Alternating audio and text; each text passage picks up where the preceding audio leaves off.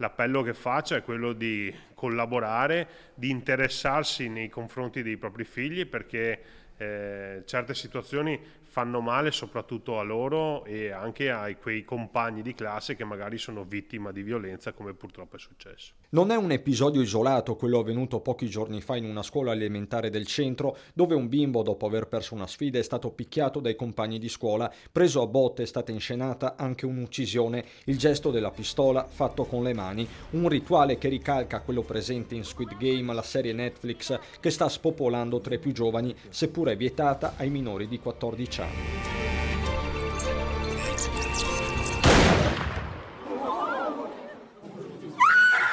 La fiction sudcoreana racconta la storia di un gruppo di persone che rischia la vita in un gioco mortale di sopravvivenza, il tutto per agguantare un premio in denaro e sfuggire alla miseria più nera. Una serie di denuncia contro le disparità sociali crescenti, spiegano gli ideatori, ma per i più piccoli è un tuffo nella violenza più bieca. Segnalazioni preoccupate, confermano da Kasugana, arrivano da diverse scuole. Siamo stati tutti ragazzi e probabilmente anche noi abbiamo guardato dei film, dei cartoni o dei videogiochi con dei contenuti a volte anche forti, però il ruolo della famiglia era quello anche di dosare soprattutto la quantità e soprattutto censurare alcuni contenuti. Intanto Squid Game è la serie più vista anche dai giovani trevigiani, tanti prof ne stanno parlando in classe in un'ottica di prevenzione e approfondimento. Abbiamo parlato appunto con il prof di religione e sembra molto interessante, parla di tematiche interessanti che sono appunto la vita principalmente, quindi comunque penso che lo guarderò. Non c'è solo violenza, ci